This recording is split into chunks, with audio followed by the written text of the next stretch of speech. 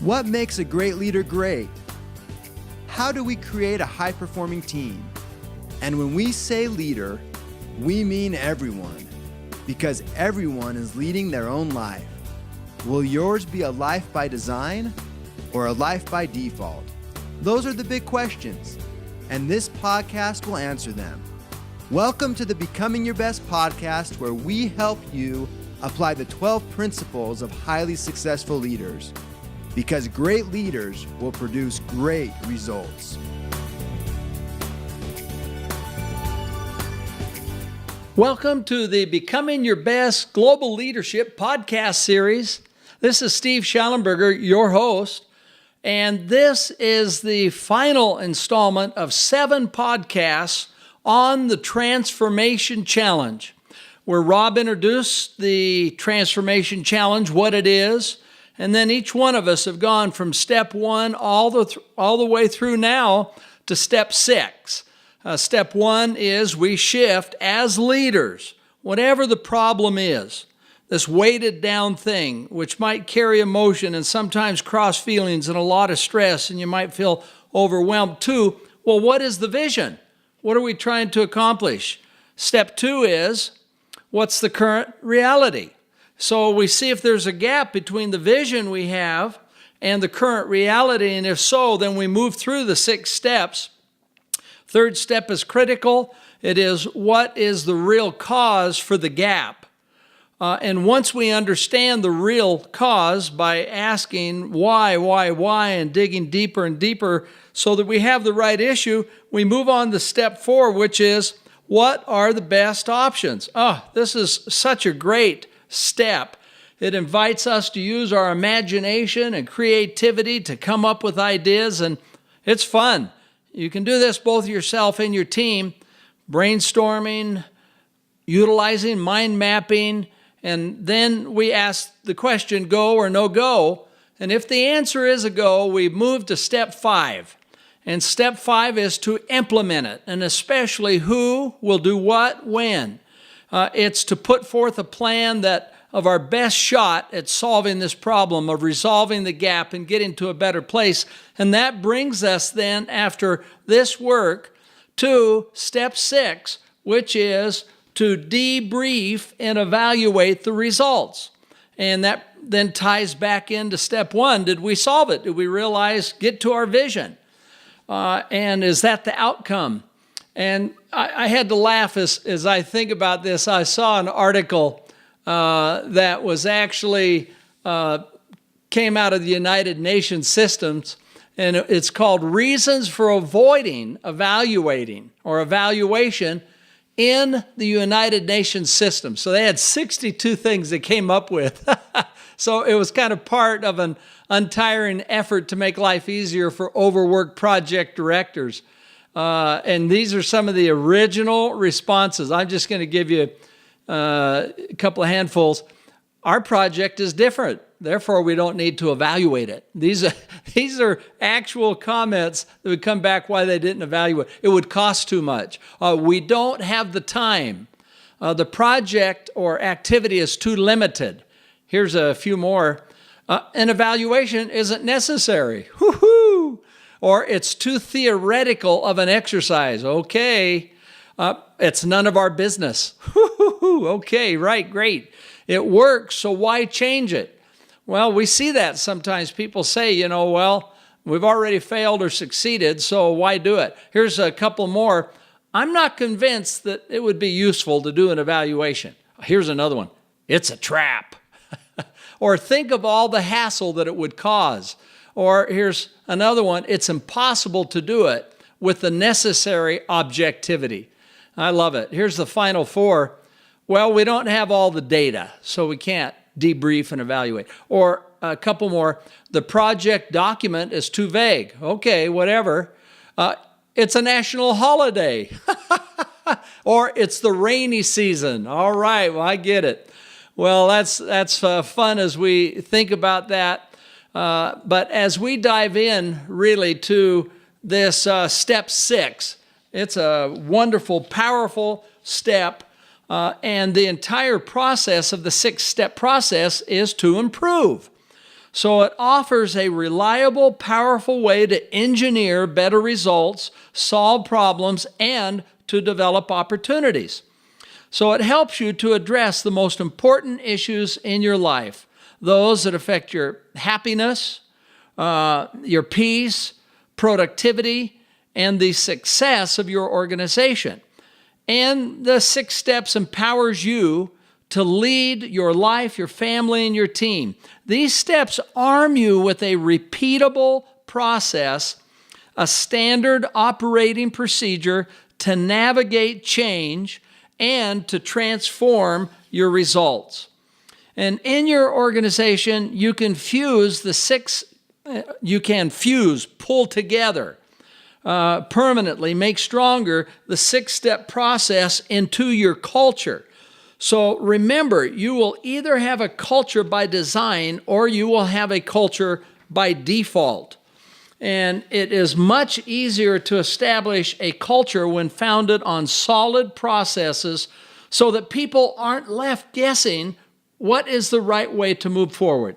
Well, by this point, if you've navigated the first 5 steps of the process, you've come a long way from your starting point. And now in step 6, you get a chance to step back, to debrief and evaluate your results. And the debrief is all about the pivot and course corrections. You identify what's working well and what's not working, and then develop lessons learned to repeat the successes and eliminate the failures. So step 6 doesn't just happen after your who, what, when. In other words, step 5 to implement. You should build in a debrief and evaluation dates right into the who, what, when plan, as well as have a debrief after the plan is complete. In other words, this is all part of it. You write it in right now. In other words, during the execution of your plan, you should pause to assess your progress and ask whether you're on track. And if you are, great. And if you're not, what adjustments need to be made to course correct? And after you've finished executing your plan, the who, what, when, you pause again to debrief your results. Did you get the results you wanted? And did you accomplish the vision? If so, great. Results you wanted, are right on track. And so this is why we apply the 6 steps. You can now take it and apply it to another issue, another opportunity. On the other hand, if not, what are the lessons learned so that you can repeat the process, the successes you've had, and then eliminate any failures as you go back to step 1 and reassess the vision. This is the reason that the illustration of the 6-step process shows it flowing in a continuous circle, because we use it over and over and over. And what might happen is you might partially solve the problem, you might partially develop the opportunity, but didn't get there all the way. Well, then you keep using the 6 steps until you ultimately realize your vision. So that's really the idea. And remember, the debrief is what makes fighter pilots so good at what they do. As Rob explained, and our other son has explained to me many times, after every flight, every sortie, the pilots will take between 1 to 8 hours to debrief. And the debrief is nameless and rankless, which removes ego and keeps everybody focused on what's right, not who's right. And so the debrief has one primary objective, and that is to identify the root cause for the successes and failures so that successes can be repeated in future flights and failures can be minimized or eliminated. So step 6 is the debrief zone. And look at this step as if you were a fighter pilot. As we already mentioned, it is important for you to include debrief or evaluation dates in your who, what, and when plan. And these are built-in pause buttons where you assess your progress. For example, it might say right in the middle of your plan, who? Well, Jim will do it. What? Marketing team mid-course debrief to assess your progress. When? April 1st.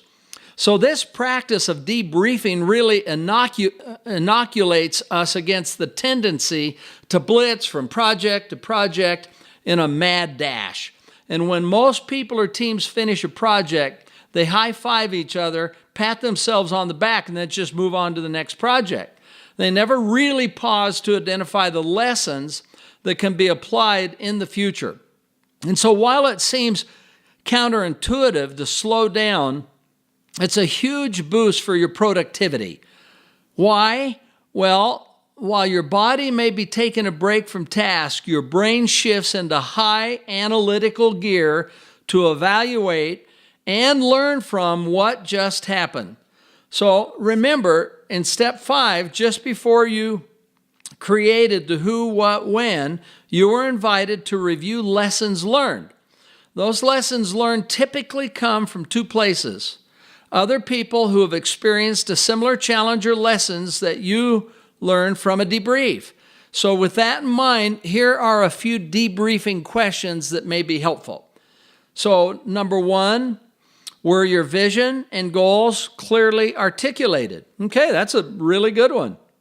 Number 2, did you fully capture the current reality, both positive and challenging aspects of the issue? And that's important to do, to take stock of the positive assets that you have in place to help solve it. Number 3 is, did you ask why, and really get to the real root cause of the issue causing the gap between the current reality and the vision? Here's another really good debrief question. Did you create an environment within your team where the best ideas could come forward to provide the basis for a strong plan of action to solve the problem or develop the opportunity? A 5th one for step 5 is, did you set up a plan of action based on best ideas, including who would do what by when? And then, was the plan communicated to all key stakeholders to maximize your chance for success? And did you have a red team review the plan and offer suggestions? And what worked well and what didn't work so well in this process and why? And then last of all, did you pause to debrief and evaluate the results during the execution of the plan? And what lessons learned did you identify, and how could you have improved? So this powerful step is often one of the most overlooked, yet it can be one of the most important.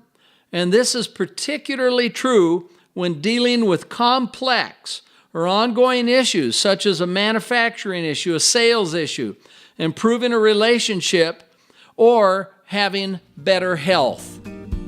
We'll be right back to our episode. The myth associated with this particular step is, if it is clear that we've already failed or succeeded, evaluating at this point is a waste of time. Well, that is a clear myth, because as you follow the 6-step discipline, which includes debrief and evaluation, it helps you learn from your mistakes and improve. So it's definitely not a waste of time whether you succeeded or failed. Actually, to debrief and evaluate helps you to recognize what went well and to repeat it over and over. And in short, to debrief and evaluate is a key process in becoming your best. Well, by now, hopefully you have invested in the book, The Transformation Challenge, the 6 steps to problem solving, planning, and execution. You've read the book, and you have taken the Transformation Challenge. So remember the resources available to you on the site, thetransformationchallenge.com. We actually have a PDF of the worksheet, an example of it. These may be helpful to you. And by now, you may have already applied the full 6 steps. And if so, we know that you are at a whole nother level in this process of insights, of confidence, of professionalism, and capability of leadership. And so we congratulate you. So now be sure to invite others to learn it and apply it, those on your team, in your organization, and within your family or friends. Now back to the podcast. Well, okay, as we go into the stretch of this podcast, let's look again, come back to a couple of our case studies that we've been talking about. One of those is Flying J. And so Crystal and her team immediately went to work on the action items as part of their plan to save the company. They debriefed several times during the execution of the plan. They made necessary adjustments and pivots to the plan to stay on track. Well, what was the ultimate result? Flying J came out of bankruptcy 18 months later after satisfying 100% of their obligations. And after emerging from Chapter 11, they were poised to be a dominant force in the industry. They ended up selling and merging their Flying J travel centers with Pilot Travel Centers while retaining their other operations under the new FJ Management Company. This merger with an incredible partner allowed the new group of travel centers to be the predominant travel center company throughout the United States. And the refinery and pipeline were sold, providing much needed capital while allowing Crystal and her team with her husband Chuck to focus on the business units that had the greatest profit potential. The company was saved. Ha ha, yay! And FJ Management was well positioned to be one of the premier companies in their industry, which was a part of Crystal's new vision. Both Crystal and her team had accomplished the seemingly impossible of saving their company. They achieved a stronger position than ever before. And at the time of this podcast, and as they've been moving forward, it's been 6 years since the company was saved and reorganized, almost 7. And FJ Management has successfully branched into another vertical and is thriving. And they have launched a new line of convenience stores named Maverick, and they are dominating in almost every geographical region where they're located. So way to go. This is a great example. First of all, congratulations to Crystal, Chuck, and their team. But this is a great example of applying the principles of the 6-step process of transformation. Great job and a wonderful example to us. Now on to the last of our case studies that I'm going to use, and it's back to Shawn and the 18 months of unemployment. Shawn did fully implement his plan of who, what, and when. He revised his resume. He shaved and looked sharp. He went to my house on Saturday. We role-played the interview that he would have on Monday. It was actually fun. We went over it and over it. The primary focus of the role play was for Shawn's vision and the difference that he could make in the organization that he was interviewing with. He actually took the time to visualize and practice the tough questions he knew that would come. Questions about his background, his experience in the last 18 months. Together, we practiced his answers over and over, not until he got them right, but until he couldn't get them wrong. And Shawn was ready for the interview on Monday. Emotionally, physically, and mentally, he was excited. The interview on Monday was scheduled with a premier software company. It went amazingly well, just as planned. And they asked about his bachelor's of life. And Shawn explained that because of his experience in the marketing world, he had indeed obtained far more than a diploma. He had a bachelor's of life because of his experience. So this certainly piqued the interest of the interviewers, and everyone was engaged and wanted to know more about Shawn. So this question about his bachelor's used to be an obstacle. Now he really turned it into an opportunity. The interviewer then asked Shawn, well, what was your vision? And how did he feel about what he can contribute? Well, thanks to our role playing and the work that Shawn had done, that question was right in his wheelhouse. He had practiced answering it numerous times.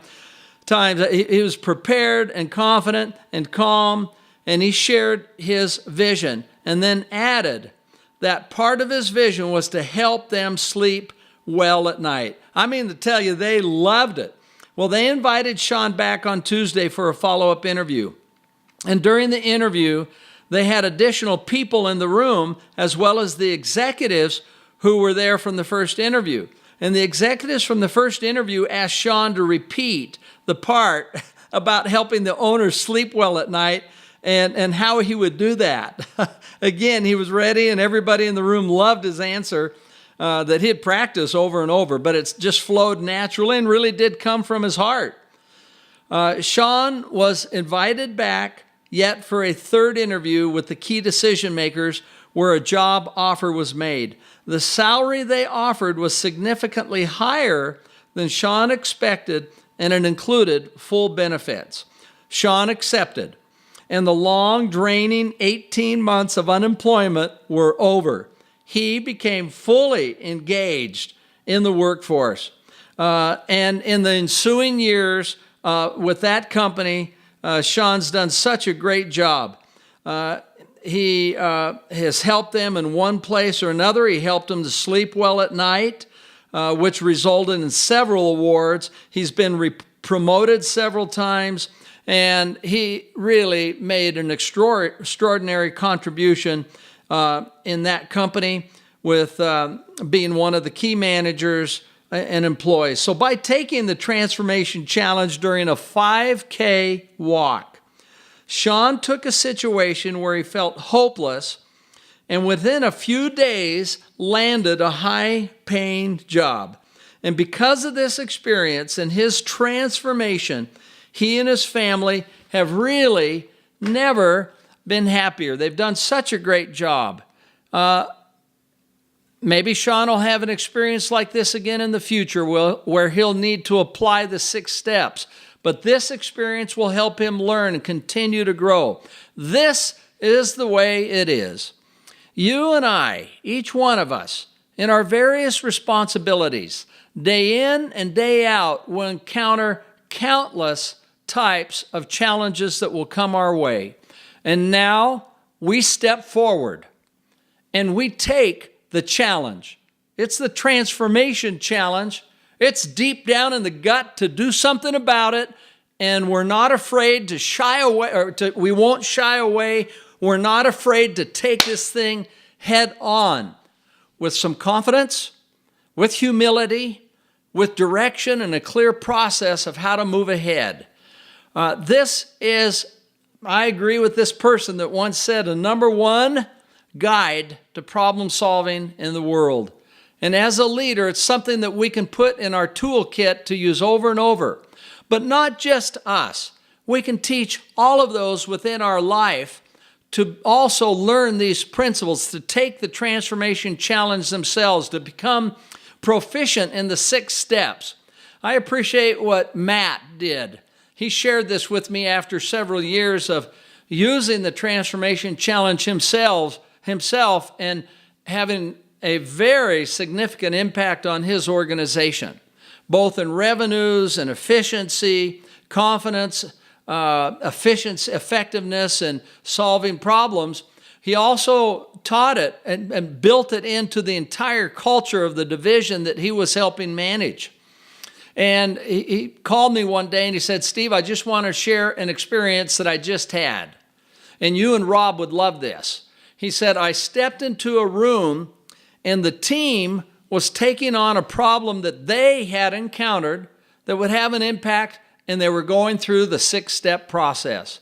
He said what they were going to do was go through the 6 steps, put together their summary, have somebody red team it, and then bring it into me with a recommendation saying, here is the problem that we saw, but here's the vision, here's the current reality, here's the root cause, some options we came up with, here's the recommended plan that we would like to suggest and who will do what when. and we just want to get your thoughts on it. He said, "Oh my goodness, I could hardly believe it because now I have employees that are solving problems before they come to me, or someone bringing a problem to me and say, well, what do you think we ought to do?" Well, this is a great transformation. We wish the best to each one of you. You literally are making a difference in people's lives every day. And this skill, this process will help us do so even more. We wish you the very best in it.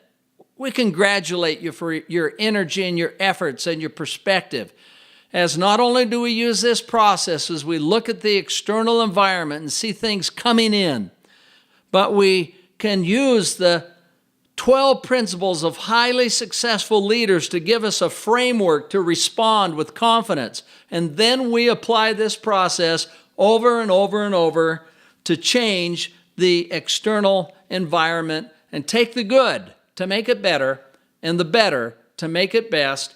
This is Steve Shallenberger with Becoming Your Best Global Leadership, wishing you a great day. Thank you for listening. Would you like help to apply the 12 principles of highly successful leaders in your life, in your family, or in your organization? Call us today at 888-690-8764 to speak with a helpful representative to evaluate your situation and how we can help. Or you can visit BecomingYourBest.com. Whether it's a corporate training event, keynote, workshop, trainer certification, or personal coaching, it would be our pleasure to serve your needs. Once again, call 888-690-8764 or visit BecomingYourBest.com today.